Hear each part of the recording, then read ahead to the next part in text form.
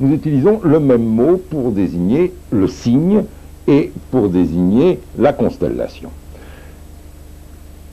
On s'explique pourquoi, mais étant donné ce décalage, c'est évidemment fâcheux, car on est chaque fois obligé de préciser, lorsque l'on mentionne par exemple le Verseau, ou les Poissons, ou le Cancer, ou le Capricorne, on est bien obligé de dire si l'on parle de la constellation ou si l'on parle du signe.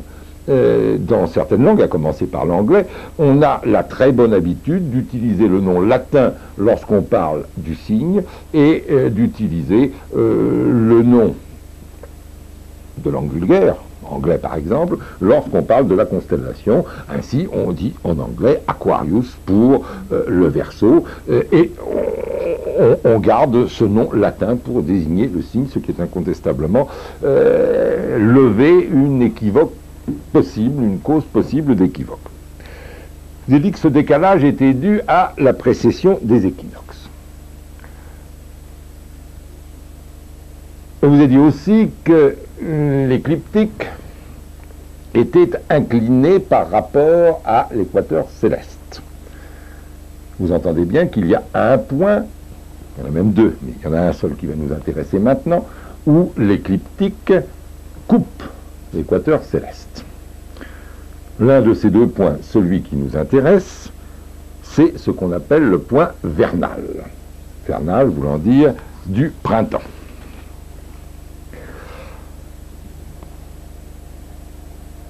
Le point vernal, c'est le lieu, donc c'est astronomiquement le point, l'un des deux points où l'écliptique coupe l'équateur, et c'est le lieu où le soleil se lève. Bon, vous entendez bien que je n'ajouterai pas chaque fois paraît se lever, ou que le mouvement apparent du soleil, c'est bien évident. C'est donc le point, ce point vernal, où le soleil se lève le jour du printemps, le premier jour du printemps, c'est-à-dire, selon les années, le 20 ou le 21 mars.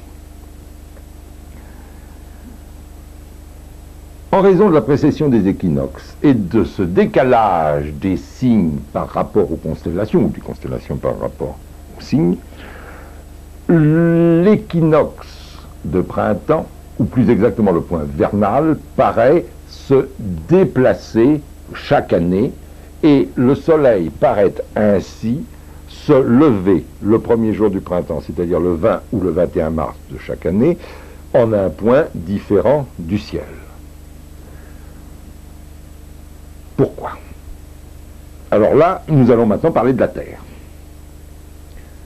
Vous savez tous qu'il y a deux mouvements principaux de la Terre. La Terre tourne autour du Soleil et la Terre tourne sur elle-même.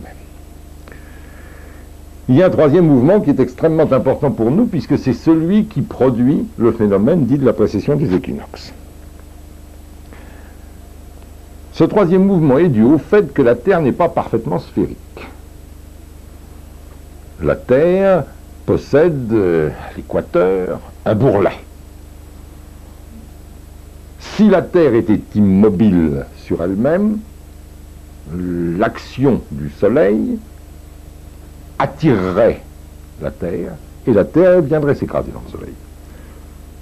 Mais la combinaison du mouvement de rotation de la Terre avec l'attraction du Soleil sur ce bourrelet transforme ce mouvement en un mouvement gyroscopique de l'axe de rotation de la Terre.